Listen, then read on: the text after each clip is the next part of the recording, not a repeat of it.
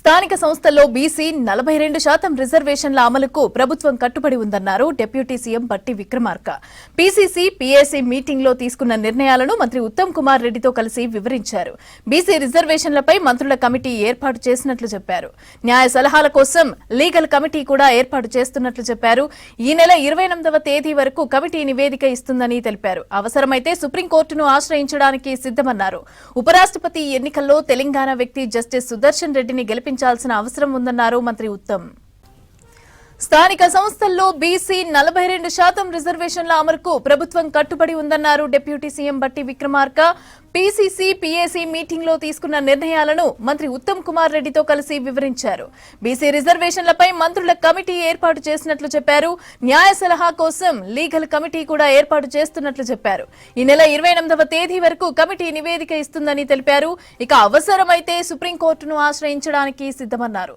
ఉపరాష్ట్రపతి ఎన్నికల్లో తెలంగాణ వ్యక్తి జస్టిస్ సుదర్శన్ రెడ్డిని గెలిపించాల్సిన అవసరం ఉందన్నారు మంత్రి ఉత్తమ్. పీఏసీ సమావేశంలో కీలక నిర్ణయం తీసుకున్నారు. బీసీ రిజర్వేషన్లు అంశంపైన మంత్రులతో న్యాయ సలహా సంప్రదింపుల కమిటీని ప్రకటించారు PCC chief Mahesh Kumar Goud. CM Revanth Reddy, AICC in-charge Meenakshi నటరాజన్తో చర్చించి కమిటీని ప్రకటించారు మహేష్ గౌడ్. డిప్యూటీ సీఎం బట్టి విక్రమార్క, మంత్రులు ఉత్తమ్ కుమార్ రెడ్డి, శ్రీధర్ బాబు, పొన్నం ప్రభాకర్, సీతక్కతో మంత్రుల కమిటీని ప్రకటించారు పీసీసీ చీఫ్. ఇక దేశంలో నిష్ణాతులైన న్యాయ కోవిదులు, రాజ్యాంగ నిపుణులతో సంప్రదించి మంత్రుల కమిటీ 26లోగా స్థానిక సంస్థల్లో బీసీ రిజర్వేషన్ల అమలు అంశాలపై నివేదిక ఇవ్వాలని సూచించారు మహేష్ కుమార్ గౌడ్. స్థానిక సంస్థల ఎన్నికలు ఏ విధంగా జరపాలి, అధికారికంగా భారత రాష్ట్రపతి గారి దగ్గర నుంచి వచ్చినటువంటి యాక్ట్ 42% పోవాలా, ఒకవేళ అది అందుబాటులో రాకపోతే పార్టీ పరంగా 42% రిజర్వేషన్ వెళ్ళాలా అనే అంశాలపైన పిఎస్సి సంబంధించినటువంటి సభ్యులంతా సుదీర్ఘంగా చర్చించిన తర్వాత ఈ అంశాలపైన లీగల్ ఎక్స్పర్ట్స్ సలహాలు కూడా తీసుకొని బీసీలకి న్యాయం జరగాలి, ఈ ప్రభుత్వం చేస్తున్నటువంటి కార్యకలాపాలన్నీ కూడా విజయం కావాలి, దానికి దోహదపడేటువంటి లీగల్ సంబంధించిన అంశాలన్నింటినీ కూడా లీగల్ ఎక్స్పర్ట్స్తో సంప్రదించి వారి సలహాలు తీసుకొని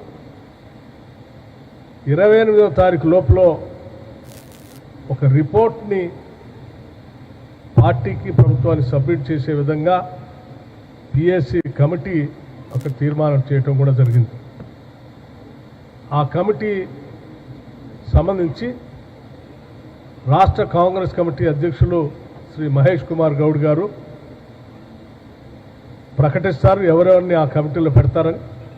కానీ వేసినటువంటి కమిటీ 28వ తారీఖు లోపల దీనికి సంబంధించినటువంటి లీగల్ ఎక్స్పర్ట్స్ అందరితో, ఈ దేశంలో ఉన్నటువంటి న్యాయ కోవిదులు, పెద్ద పెద్ద వాళ్ళు, అట్లాగే ఈ సిపెక్ సర్వే ద్వారా వచ్చినటువంటి సంఖ్య లేకపోతే సిపెక్ సర్వే ద్వారా వచ్చినటువంటి సమాచారం మొత్తానికి సంబంధించి ఒక ఇండిపెండెంట్ ఎక్స్పర్ట్ కమిటీ చైర్మన్గా ఆ రోజు జస్టిస్ సుదర్శన్ రెడ్డి గారు కూడా ఉన్నారు. వారు కూడా కాన్స్టిట్యూషనల్ ఎక్స్పర్ట్, వారి సలహాలు కూడా తీసుకొని ఇంకా దేశ స్థాయిలో ఉన్నటువంటి గొప్ప వాళ్ళ ఆలోచనలు కూడా తీసుకొని ఆ రిపోర్ట్ సబ్మిట్ చేసిన తర్వాత ఆ రిపోర్ట్ ఆధారంగా క్యాబినెట్లో నిర్ణయం తీసుకొని ముందుకు పోవాలని తీర్మానం చేయడం కూడా జరిగింది. సుదర్శన్ రెడ్డి గారు మా నేబరు, సుదీర్ఘకాలంగా ఫ్యామిలీ ఫ్రెండు. మరి వారిని నేను అడ్వకేట్గా, మరి అదేవిధంగా హైకోర్టు జడ్జిగా, ఇక్కడ అస్సాంలో చీఫ్ జస్టిస్గా, సుప్రీంకోర్టు జడ్జిగా, ఆ తర్వాత గోవాలో లోకాయుక్తగా, మరి అనేక దశాబ్దాల నుంచి మాకు చాలా దగ్గరుండే వ్యక్తి, నేను చాలా అభిమానించే వ్యక్తిని.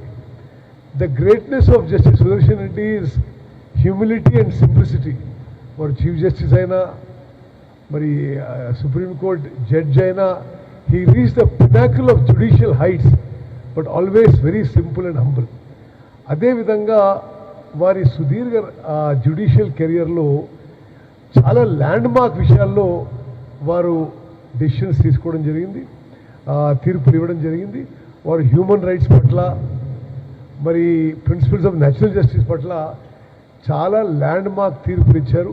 మరి ఈ దేశంలో రాజ్యాంగ విలువలు కాపాడాలంటే, కాన్స్టిట్యూషన్ని రక్షించాలంటే ఈ ఉపరాష్ట్రపతి ఎన్నిక చాలా కీలకం. అదేవిధంగా నేను చాలా సంతోషిస్తున్నాను వ్యక్తిగతంగా, అంటే నాకు దగ్గర వ్యక్తిని కాదు, జస్టిస్ సుదర్శన్ రెడ్డి గారి అభ్యర్థిత్వం ప్రకటించిన తర్వాత చాలా పాజిటివ్ వైబ్స్, చాలా ఒక పాజిటివ్ ఫీలింగ్. మరి ఇండియా బ్లాక్ అభ్యర్థిగా వైస్ ప్రెసిడెంట్కి జస్టిస్ సుదర్శన్ రెడ్డికి ప్రకటించిన తర్వాత దేశవ్యాప్తంగా ఒక పాజిటివ్ ఫీలింగ్ వచ్చిందని చెప్పి నా అభిప్రాయం. మరి మేము కూడా తెలంగాణ కాంగ్రెస్లో ముఖ్యులు, మరి ఇతర పార్టీల అధిపతులతోని, ఇతర పార్టీల ఎంపీలతోని మరి తప్పనిసరిగా జస్టిస్ సుదర్శన్ రెడ్డి గారి ఎన్నిక కొరకు మా వంతు కృషి కూడా